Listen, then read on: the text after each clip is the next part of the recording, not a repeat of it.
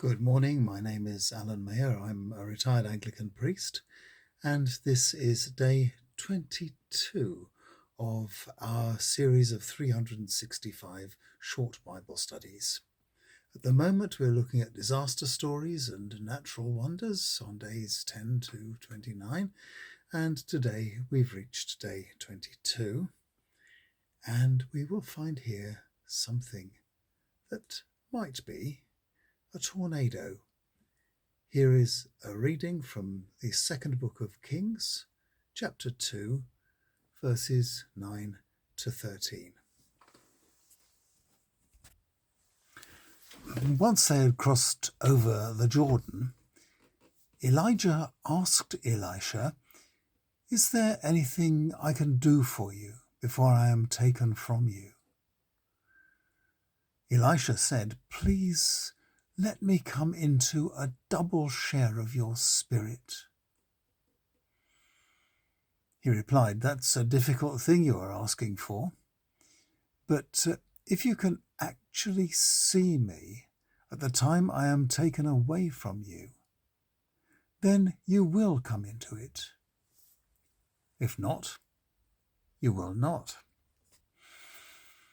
As they carried on walking and talking, a fiery chariot and fiery horses came between them, and Elijah went up to heaven or into the sky in a whirlwind.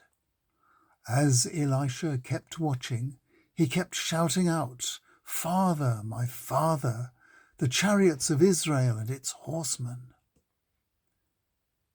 But when he could no longer see him, he took a firm hold of his own robe and tore it in two.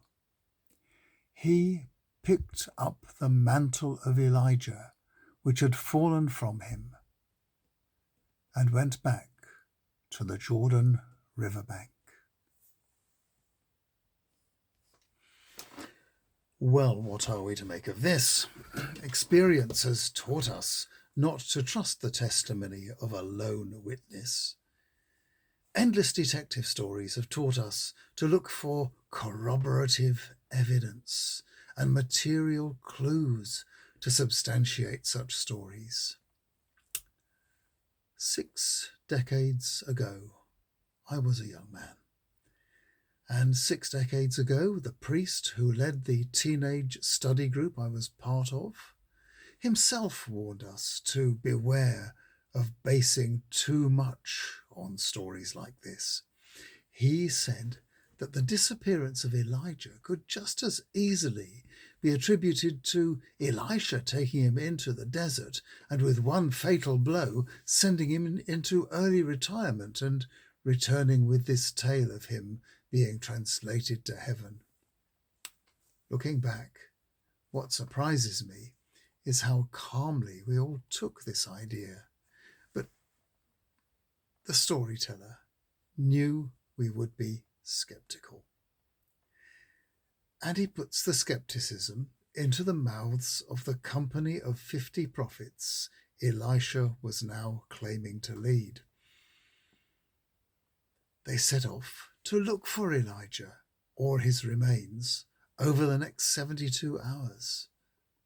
But when they found nothing and came back to him in Jericho, Elisha said, "I told you so." This might have been based on stories about people and large objects being lifted up and transported away by whirlwinds or tornadoes, which, like storms and earthquakes, were often cited as icons of God's power. Awe is a strong emotion, as it puts the human in a position of weakness and submission before powerful forces. We can't tell even if there was an actual event that led to the telling of this story. There might well have been, but what we can speak about is the faith of those who told the story and preserved it. The story speaks about a God who is faithful to his people, and provides a succession of leadership for his people. The presence of God in Elijah's life will be succeeded by the same presence in the life of Elisha, and the worship of the true and living God will be preserved among the people. Tomorrow, on day 23, we are going to look at a storm at sea and how a psalmist reacted to that. See you tomorrow.